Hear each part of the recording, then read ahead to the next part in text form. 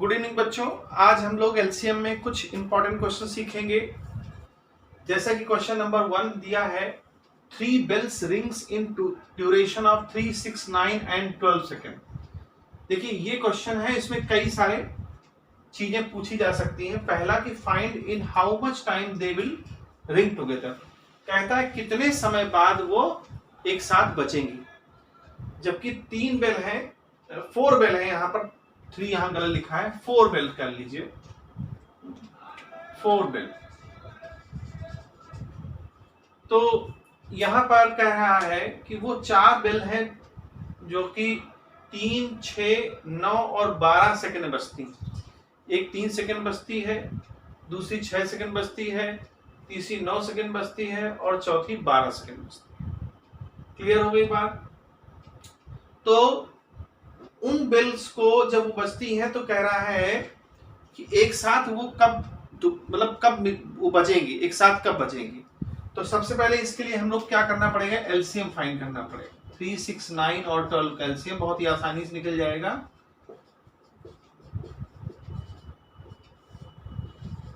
फिर ये कैंसिल हो जाएगा और ये सीधे सीधे 6 हम कर देते हैं, बार बार इतना लंबा नहीं करेंगे। इसका एलसीएम क्या आ गया बच्चों, 3 2 जा 6 और 6 6 जा 36। इसका एलसीएम आया 36। तो अब यही एक पहला आंसर हो जाएगा। तो जो ए वाला आंसर होगा वो होगा 36 सेकेंड। 36 सेकेंड बाद वो पुनः बजेंगे। ये इसका पहला आंसर है। अब बात करते हैं सेकेंड वाले की। If they ring together at 5 o'clock, अगर वो 5 बजे एक साथ बजना शुरू करती, मान लीजिए एक साथ बजा दिया उनको, ठीक है।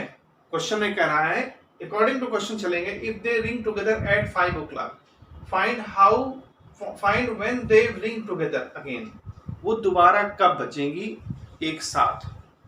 अगर 5 बजे वो बजती है, मान लीजिए भाई बजना शुरू कर दिया, एक हमने निश्चित देख लिया है 5 बजे वो बजती हैं एक साथ, तो 5 बजे के बाद वो कब जो है दोबारा बजेंगी।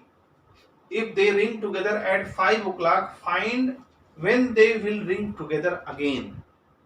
तो देखिए इसमें तो ऐसे भी क्वेश्चन पूछ सकते हैं। तो दूसरा देखिए हमारे पास दूसरा ऑप्शन के लिए 36 सेकेंड हमारे पास आए। चूंकि इसको मिनट में निकालना ठीक रहेगा, ठीक है, सेकंड्स में ना निकाल करके इसको मिनट में निकालिए, क्योंकि 5 बजे का मतलब 5 बजे तो स्टार्ट हो गया, 5 बजे हमने घड़ी शुरू कर दी, हमको आगे देखना है कब ये नेक्स्ट बजेगा एक साथ। तो अब आगे के लिए हमें ऐड करना पड़ेगा। तो अब डेसिमल के बाद ये मिनट्स होते हैं, ये आवर्स होते हैं, ये मिनट्स होते हैं, इसलिए इसको हमें क्या बनाना पड़ेगा, मिनट बनाना पड़ेगा। तो 36 को अगर हम 60 से डिवाइड कर दें तो हमारे पास 0.6 सेकेंड आ जाएगा।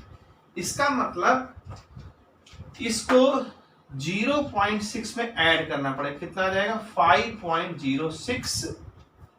इसको कह सकते हो 5 घंटे और 6 मिनट, 5 आवर्स, इसको आवर्स ही लिखें, यानी कि आंसर क्या बनेगा 5 आवर्स, क्योंकि 5 बजे बजी थी एक साथ। किसी ने देखा होगा 5 बजे बज गई एक साथ, उसका अगले टाइम में वो कब बजेंगी। तो चूंकि हम जानते हैं 36 सेकंड बज रही हैं वो, तो 5 बजे के बाद हम 36 सेकंड ऐड कर दें, यानी मिनट को मिनट में चेंज करके। ये तो हो गया एक टाइप से। अब अगर मान लीजिए क्वेश्चन में कहता है कि how many times they will ring together in 1 hour, 1 घंटे में वो कितनी बार बजेंगी 1 घंटे में। तो देखिए यहां पर 1 घंटे में कितनी बार बजेंगी। तो देखिए हम सबसे पहले जो आंसर निकाले थे 0.6 यानी 36 सेकेंड, 0.6 मिनट जो है हमने लिया था। तो तीसरे आंसर के लिए हमको करना पड़ेगा कि चूंकि यूनिटरी मेथड लगा लीजिए कि 0.6 मिनट में, इसको मिनट ही रखिए, वो कितनी बार बजता था, एक बार बजता था। अभी ये समझिए कि 0.6 में एक बार वो जो एक साथ बजती है। तो हमको चूंकि दिया कितना है 1 hour, 1 hour का मतलब क्या हुआ 60 मिनट। तो इसमें हम क्या कर लेंगे, 60 मिनट में एक साथ कब बचेंगी। तो इसको 60 और अपॉन 0.6, डेसिमल हटेगा तो कितना हो जाएगा 100, यानी कि वो 100 बार जो है बजेंगी। लेकिन अभी आंसर कंप्लीट नहीं हुआ है। क्यों? क्योंकि देखिए अब यहां समझने वाली थोड़ी बात है।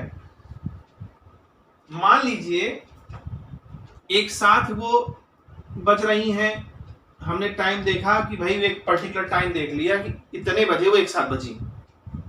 हालांकि ड्यूरेशन में मैंने स्टार्ट किया था, लेकिन एक समय ऐसा आएगा कि जब एक साथ बजेंगे वो, और वो एक साथ बजने का एक टाइम मान लीजिए है, ठीक है, क्योंकि इसके बाद वो फिर 0.6 मिनट बाद बजेंगी, फिर 0.6 मिनट बाद बजेंगी, फिर पॉइंट ऐसे बजती चली जाएंगी 0.6 मिनट बाद। लेकिन अब हम 100 जो आया है वो 60 मिनट बाद की बात कर रहा है। तो 6 यानी यहां के बाद अगला जो 60 मिनट होगा, क्योंकि देखिए ये तो एक बार बच गई, इसको हम लोग नहीं काउंट कर रहे हैं। ये जो 100 आया है, ये 100 इसको काउंट ना करने के बाद आया है। बात समझिएगा, यहां से हमने घड़ी स्टार्ट कर दी, 0, ये 0 है, 0 टाइम स्टार्ट कर दिया हमने, स्टॉप वॉच स्टार्ट कर दी, 0 से स्टार्ट कर दिया हमने, और आगे अब चलते चले जा रहे हैं। तो 100 बार जो है ये बज गया, इसको जो है 100 बार, 100 देखा मैंने, 100 बार ही बजा अगले घंटे। लेकिन यहां तो पहले ही एक बार बज चुका था, स्टार्टिंग तो इसकी पहले ही एक बार हो चुकी थी, एक साथ बजे थे ये, जब भी हमने काउंट किया। तो उस वक्त इसको तो हमने नहीं लिया था ना, तो अब इसको भी लेना पड़ेगा आंसर में। 100 तो है ही है, तो इसमें हम लोग क्या करेंगे, +1 और ऐड कर देंगे, तो क्या बन जाएगा ये 101। क्लियर हो गई बात? क्योंकि इसको हमने नहीं लिया है, तो जब ये बजा है तो बजने के बाद हम लोगों ने आगे काउंट किया, तो इसको भी हम लेंगे। क्लियर हो गई? तो यहां पर आंसर जो आएगा वो 101 आंसर आएगा इसका, इसलिए क्योंकि इसके बहुत सारे क्वेश्चन आते हैं। अब दूसरा क्वेश्चन हम लोग देख लें इसी टाइप का, कि एक बहुत पॉपुलर क्वेश्चन है कि कोई सर्कुलर पाथ है और उस सर्कुलर पाथ में कार दौड़ रही हैं, ठीक है। तो इसको मैं हटा देता हूं, मैं एक क्वेश्चन और कर लेता हूं, उससे और क्लियर हो जाएगा आपको कि कैसे फाइंड करते हैं। मान लीजिए 3 कारें हैं या 2 कारें हैं या 4 कारें हैं, वो एक सर्कुलर पाथ में मूव कर रही हैं। आप ऐसा समझिए, ये हम लोगों ने एक बना लिया, सर्कुलर पाथ है। सर्कुलर पाथ में 3 कारें हैं, C1, C2 और C3। कार C1, C2 और C3, 3 कारें हैं और वो चलना स्टार्ट करती हैं एक साथ। तो कहने का ये मतलब है कि जब ये कारें चलती हैं तो ये पूरा राउंड मारती हैं। तो मान लीजिए ये तीनों कारें C1, C2 और C3 एक 5 सेकंड में पूरा कंप्लीट राउंड करती है, दूसरा 15 सेकंड में करती है और तीसरा 25 सेकंड में करती है। अलग अलग वो चक्कर, मतलब अलग अलग समय में वो पूरा एक कंप्लीट पाथ करती हैं। तो क्वेश्चन में ये पूछता है, मैंने यहाँ क्वेश्चन लिखा नहीं है, बहुत ही आसान लैंग्वेज है। क्वेश्चन ये पूछता है कि अब बताइए बच्चों कि ये तीनों कारें एक साथ कब मिलेंगी, एक साथ कब मिलेंगे तीनों कारें। तो देखिए इसके लिए फिर से हमको वही करना पड़ेगा, एलसीएम निकालना पड़ेगा। 5, 15 और 25 का एलसीएम निकाल दीजिए। 5 1 जा 5, 5 3 जा 5, 5 जा 5 से फिर चला जाएगा ये, फिर 3 से चला जाएगा। तो अब आपके पास क्या बचा, एलसीएम के लिए ये बची चीजें। तो एलसीएम इसका क्या आ जाएगा, 5 5 जा 25, 25 3 जा 75 सेकेंड।